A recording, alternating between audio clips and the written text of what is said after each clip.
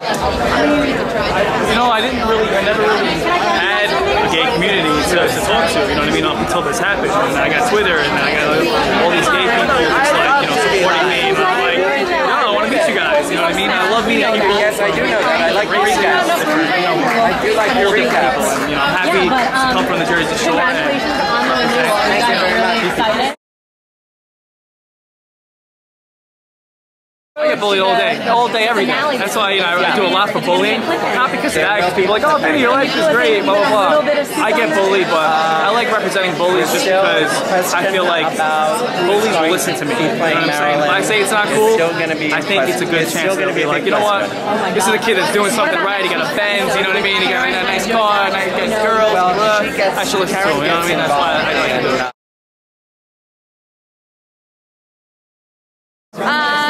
No, I never did. I always kind of thought it was cliche for blondes to like Marilyn, but I hadn't given Marilyn a chance. You know, as soon as I read about her life, how tragic and beautiful she was as a person, you know, that's when I really fell in love with her.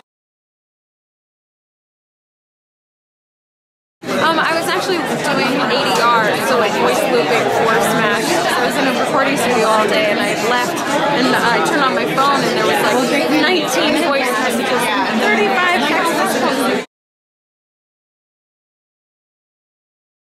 I'm not quite sure how to answer that. Yeah, it's just a very natural thing. Since then, you know, I don't try to remember if there were any back then. I remember when Ellen had her series and she came out live, and I've been on the show too, perhaps, and yet it didn't really fly, it seems, in those days. And nowadays it's so great that we can present that world, or just people in the world, let's say, that have all kinds of feelings, and that's really basically what it's about. Because they have good taste. My lucky charm is, well, my right-hand ring. This is my flower ring. I've only taken it off to where I have another couple of rings on my line on QVC. I purchased this for myself. I had it made approximately 10 years ago, and every single day of my talk show, I've had this ring on. And when I don't have it on, I have it pinned underneath my dress or in my cleavage or something like that. And how has it helped? Well, we're in our 3rd season. We've been renewed for a 4th and 5th season. So that would be it, I guess.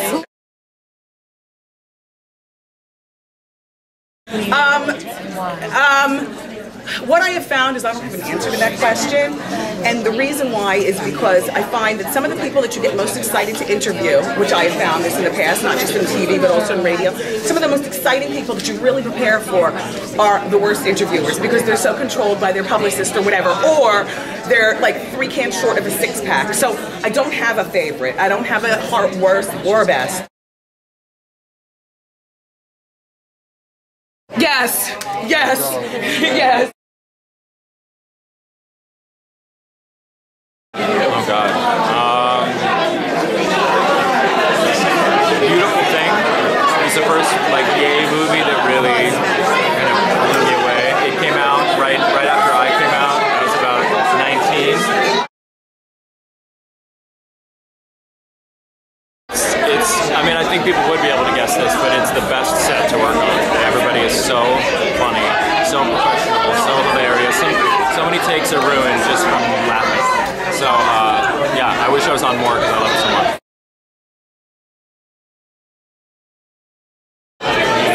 Same way you do any, like, theater and such, but you have to just be on your toes. Because you do 2 shows, 1 for each coast, and they often change jokes in between. So, just be present, have fun. It ain't rocket science, it's TV. I've been on both, and I think it would be better to be on the worst stress list and be yourself and embrace your own style, because sometimes the people writing those things are just worse than anybody. My manager sent me a description that I was interested in getting involved in dramatic work. to me, and I was just blown away. It's such a beautiful story, and such an important story, and I just was moved by it and wanted to be a part of it. And I went in and I auditioned, and she loved me, and I got the role. It's so flattering, you know, really was wonderful to hear people say that. You know, but for me, you know, you always got to keep your focus on the work because that's so out of your control. You know, Oscar, all those awards and stuff, you really have no control over that. But what you do have control over is your performance and the heart and the soul that you put into that. So. Oh, two snaps up. Agreed, yeah. Oh, by sheer luck. It was supposed to be the first episode that I actually was in was supposed to be Martin this year, but he was sick that day. And so they asked me to do it, and then I've done it 4 times now. So I'm hoping it turns into a recurring role. You know, Liz Lemon love interest or something like that.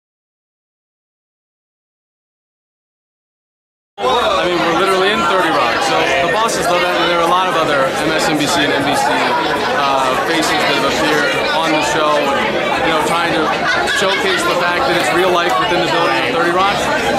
So they're all for it. I mean, it's all, you know, in-house synergy. It's all good. Spielberg is not called, so no, not that I know of.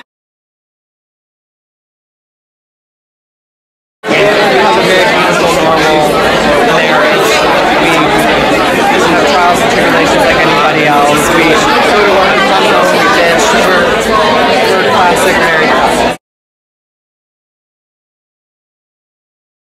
Yeah, next season will be, at least the first part of the season, will be the road to Broadway.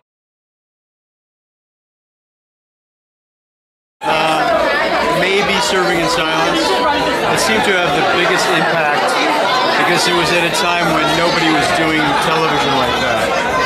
And there was, at that point, never a lesbian love story on network television. It was actually the first time that the gays in the military was dramatized. It was before Don't Ask, Don't Tell. It was about a real lesbian relationship. We had that kiss. So just in terms of the attention it got, the buttons we put, it had to be there. I was in my backyard. Yeah, I was in my backyard when I found out that I got the show the first time. I was in my backyard just sitting there enjoying the beautiful day when I got that. I found out on Twitter. Oh, really? Like, what's going on in the world? Like, not my manager. You know, it's like Twitter. Someone else tweeted it on Twitter. That's incredible.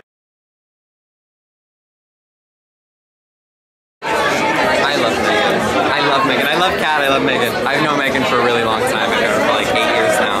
I made my Broadway debut with her, and she's an angel. The gay characters just are, you know, and that's been a huge thing in my life. It's something that you know, when I talk to young kids, I tell them that, and it's something my mother always told me and my father always told me, just be who you are. People who I've never met, you know, people who their only interaction with me was this 3-minute video, and to hear the words of support, you know, to go viral like that, it's terrifying, you know, all of that attention and all of that pressure brought to bear so squarely, you know, that, you know, the equivalent amount of support I got from other kids with lesbian or gay parents, from those parents themselves, and then also just from the community at large, it would have been much more difficult than I'm on the video.